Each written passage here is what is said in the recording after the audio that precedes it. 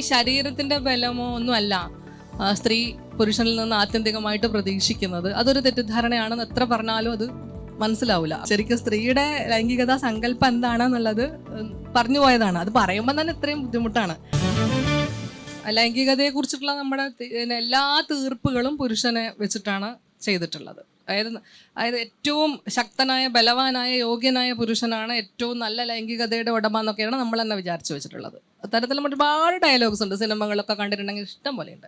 പക്ഷെ ഈ ശരീരത്തിന്റെ ബലമോ ഒന്നുമല്ല സ്ത്രീ പുരുഷനിൽ നിന്ന് ആത്യന്തികമായിട്ട് പ്രതീക്ഷിക്കുന്നത്. അതൊരു തെറ്റിദ്ധാരണയാണെന്ന് എത്ര പറഞ്ഞാലും അത് മനസ്സിലാവില്ല. അങ്ങനെയാണ് ആ നോവലിൽ ചിത്രസേനൻ വരുന്നത്. ചിത്രസേനൻ ഒരുപാട് പോലീസിന്റെ തല്ലൊക്കെ കൊണ്ട് വളരെ അവശനായിട്ടുള്ള, വൃദ്ധനായിട്ടുള്ള ആളാണ്.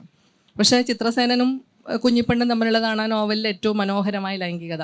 അദ്ദേഹമാണ് ആ നോവലിലെ പുരുഷന്മാരിൽ വെച്ചിട്ട് ഏറ്റവും നല്ല ലൈംഗികത അനുഭവിക്കുന്ന ഒരാൾ ചിത്രസേനനാണ്. അപ്പം അത് അങ്ങനെയാണ് സ്ത്രീയുടെ മനസ്സെന്നുള്ളതാണ്. ഇനി ലൈംഗികത സാധ്യമാകുന്നില്ലെങ്കിലും ഒരു ഘട്ടം കഴിയുമ്പം കല്യാണി അവളുടെ ഭർത്താവിനെ, അതായത് ഒറിജിനൽ ആയിട്ടുള്ള നാരായണൻ എന്ന് പറയുന്ന ഭർത്താവിനെ സ്നേഹിക്കുന്നുണ്ട്.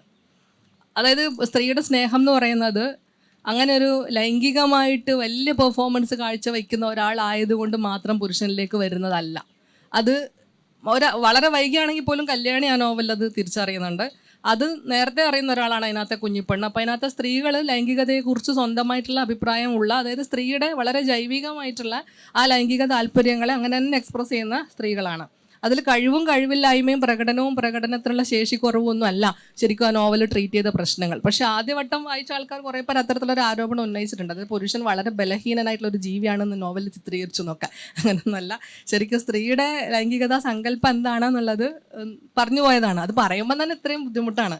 അപ്പം ശരിക്കുമുള്ള യാഥാർത്ഥ്യത്തെ അത് അത്തരത്തിൽ തന്നെ ഫേസ് ചെയ്യുമ്പം കുറച്ച് പ്രയാസം ഉണ്ടാവും. അത്